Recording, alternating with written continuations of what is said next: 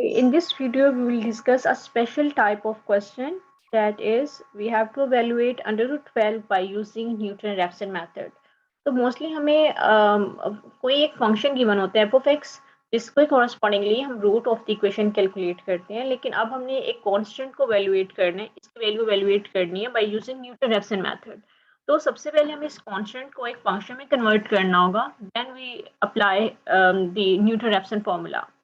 तो सबसे पहले हमें जो भी कांस्टेंट गिवन है हमने उसको x कंसीडर कर लिया और हमें दोनों तरफ स्क्वायर लेना होगा और इसको सिंपलीफाई करना होगा। ठीक है, स्क्वायर लेने से this term will be x square equal to 12, इसको हम सिंपलीफाई करेंगे तो we will get x square minus 12 equal to 0। तो this is our f of x। तो हमने इसको स्टैंडर्ड फॉर्म में कन्वर्ट कर लिया है। अगर यही क्वेश्चन हमें इस तरह से गिवन होता कि हमें क्यूब रूट ऑफ 12 गिवन होता और हमें इसको वैल्यूएट करना होता बाय यूजिंग न्यूटन-रैप्सन मेथड, तो हम इसको x कंसीडर करते। अब क्योंकि यहाँ पे क्यूब रूट गिवन है तो हम दोनों तरफ क्यूब अप्लाई करते। सो ये बन जाता x क्यूब इक्वल टू 12 और इसको सिंप्लीफाई करके हम लिख सकते थे x cube minus 12 equal to 0।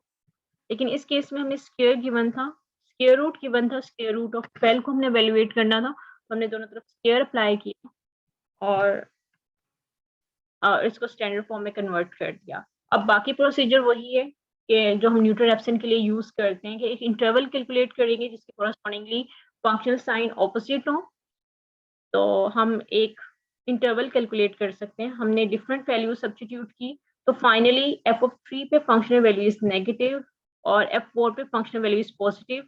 So our root lying in this interval 3 to 4, तो 3 to 4 इंटरवल हमने कंसिडर कर लिया। अब हमें इनिशियल गेस लेने कि एक्स नोट हम क्या सब्स्टिट्यूट करें।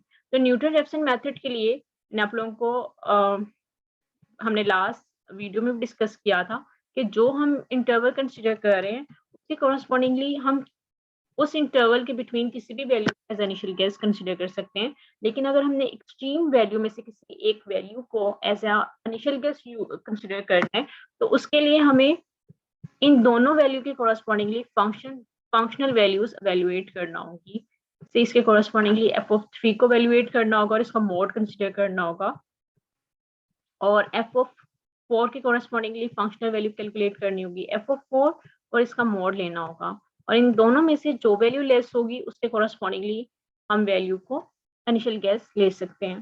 तो f of 3 के लिए को कैलकुलेट करने के लिए हम f of x लिख लेते हैं। f of x is equal to x square minus 12। ठीक है, अब यहाँ पे हम x की जगह 3 सब्स्टिट्यूट करेंगे, will be equal to 9 minus 12 is minus 3 और मोड लेंगे, this value will be 3।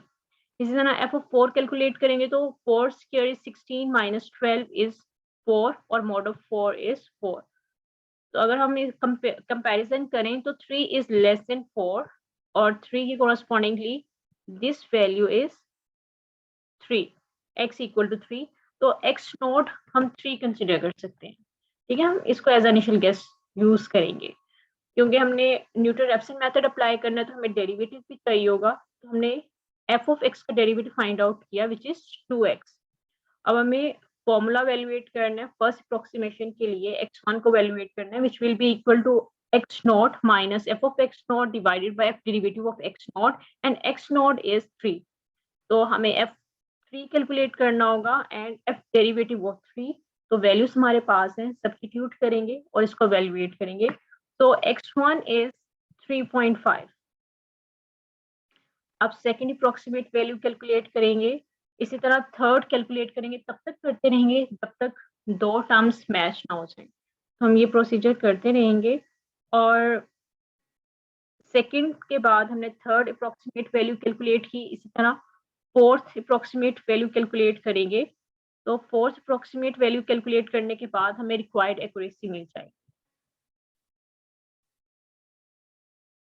ठीक है, तो इट मीन्स डैट के 4 अप्रोक्सीमेशन और थर्ड अप्रोक्सीमेशन वैल्यू सेम आ रही हैं which is 3.46411010162। So this is our required root क्योंकि इस पॉइंट पे फोर्थ टर्म और थर्ड टर्म और फोर्थ टर्म सेम आ रही है, तो यहाँ पे हम प्रोसीजर को स्टॉप कर देंगे। So our required root is this value. तो बस हमें ये ज़हन में रखना है कि जब भी कोई कांस्टेंट टर्म गिवन होगी और उसका हमने उसको एवेल्युएट करना होगा बाय यूजिंग न्यूटन-रैप्सन मेथड, तो हमने सबसे पहले उसको फंक्शन में कन्वर्ट करना है, देन हम वर्किंग करें।